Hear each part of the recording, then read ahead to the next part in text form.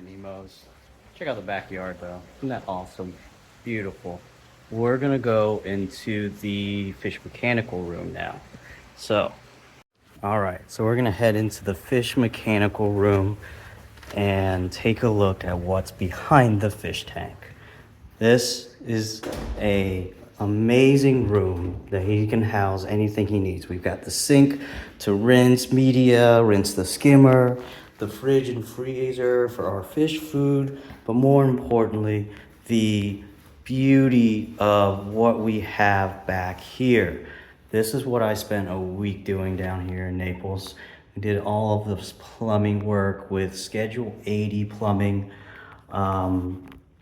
We wanted to go with Schedule 80 because this is one of the first things you see when you walk in this room, and just normal white PVC would not cut it. Schedule 80 has much thicker walls, so I'm hoping the insulation of the noise is going to be better. But we talked about the closed loop system that we installed. So all of these lines down underneath is the closed loop that is going to power that sweeping motion that we have. We got the ladder to come up into the system. Gate valves for the entire drains. We've got three emergency drains, three main drains, two emergencies, and then a series of return lines for the top. But once you step up here, you can step right up against there and get full unfettered access to the top of the tank. We made sure that the plumbing sat right within the glass overflow box to make sure that we don't bump anything as we move around.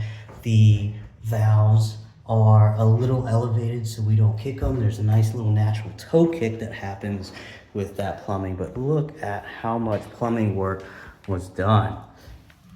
The 45s to angle around. We made sure that all of the lettering was not showing on any of these PVC pipes.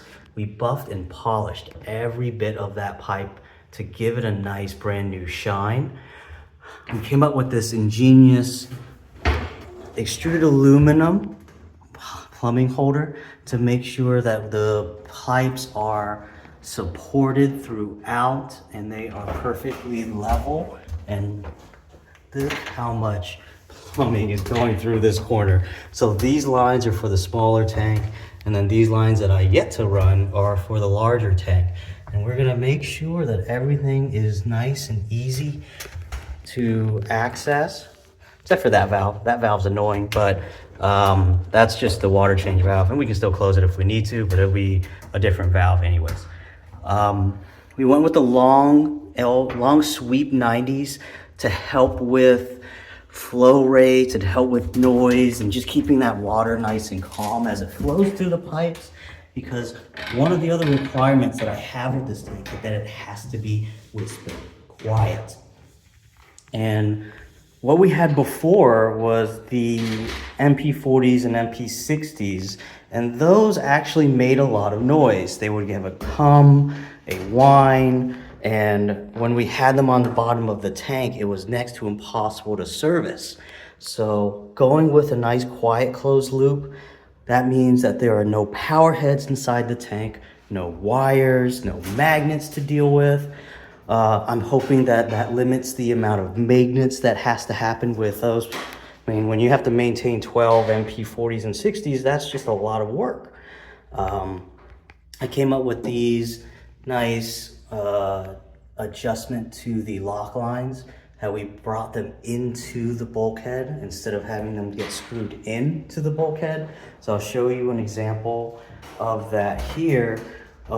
This is what it would look like normally. You would have the reducer, the hex, the screws that go onto it, but instead I took out the hexes, mitered them down a little bit, so that way it just sits a little bit flush in that bulkhead, gives it a little better, cleaner look.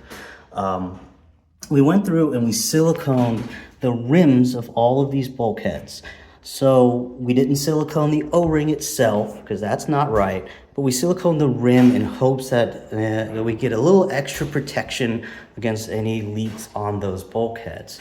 We can still tighten the bulkheads from the nut because there's nothing on the nut, and if we need to remove it, we can easily remove it. But that little bit of protection may not make a difference, but anything that I can do to keep from the 48 bulkheads that are on this tank from leaking, I will do.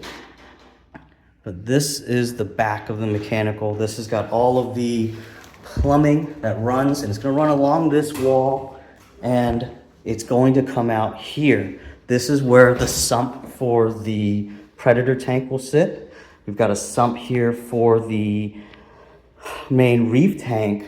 We'll come up through the floor with the floor drain, and we'll make sure that this is a watertight area. Should there be any leaks or spills, it will catch and go into the floor drain.